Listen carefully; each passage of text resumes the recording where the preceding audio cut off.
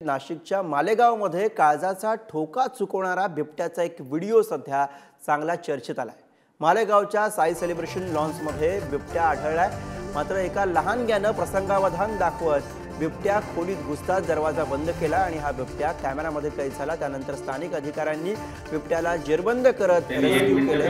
जिथं बिबट्या दिसल्यावरती भल्या भल्यांची तारांबळ उडते, तिथं या लहानग्यानं दाखवलेल्या धाडसाचं आणि प्रसंगावधानाचं या ठिकाणी कौतुक केलं जात आहे। तर नाशिकच्या मालेगावमधली ही दृश्य आपण बघतोय, जिथं एका लहानग्यानं प्रसंगावधान दाखवत त्या बिबट्याला या ठिकाणी कैद केलेलं आहे।